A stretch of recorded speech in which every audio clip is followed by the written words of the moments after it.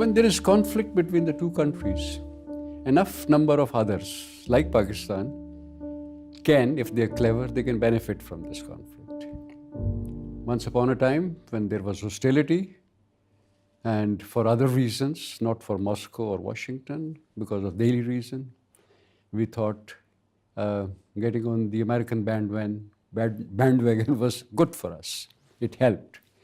It helped in many ways. It also harmed in many ways. The conflict between the two, big powers, great powers, to our benefit was that Soviet Union decided, or Russia in the meantime decided, that there is a commonality of interests that countries like Russia, China, Iran, and Pakistan had in Afghanistan, or let's say in the heart of Asia, in which we can work together because all policies were in conflict. All four countries, the regional countries' policies were in conflict with that of the extra-regional power, the United States. The region has different interests, and the region's interest is that a power like the United States must not stay here, especially with its military bases. It stays there, that means conflict within Afghanistan, and a concern on part of the regional powers. We still want, all four of us, in the meantime more, Turkey has joined us, we all want this American bases to be vacated. As long as they're there, if nothing else, the Afghan resistance continues. So war next door continues. That is how the clash occurs. For some time, I think there was also a little cooling down of the period, but thanks to Ukraine, I'm coming to that particular point. Since on Ukraine, Russian, American so-called reset was upset, so Russia found another reason to actually find more allies, more friends, more of those in the region who could be, let's say, on the same page as the Russians.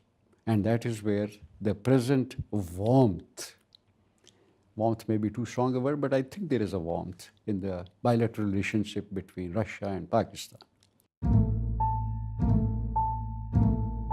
You see, that is the point that one tries to make. Call it a mistake, call it a decision in an emergency that was to be taken, and after having taken that decision, that yes, right now we will cooperate because of the situation, because the world body, after 9/11, there's a world body, there's a United Nations saying the Taliban have to be, or Al-Qaeda has to be hunted. At that time, you take a decision. And that is the decision that at that time was taken. But later on, to manage that decision, that's the main thing. How do we now play hardball? How do we negotiate with the United States, determine red lines that we will not cross, that they should not cross? The mistake is that after that, the terms of engagement had not been very well worked out, which could be because, after all, Pakistan cooperation was so direly needed.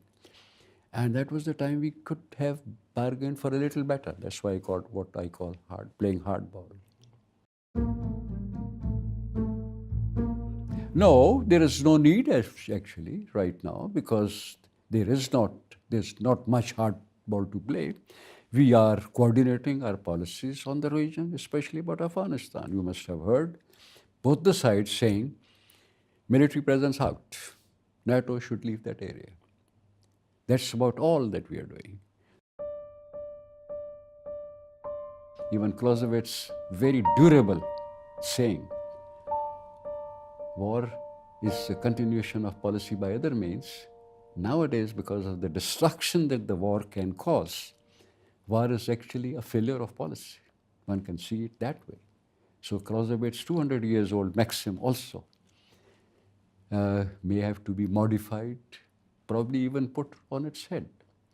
So the experience tells you that you try, muddle through a particular situation, keep adjusting your policies, play different cards, and then if you're good, it will improve. If it is not, it will deteriorate.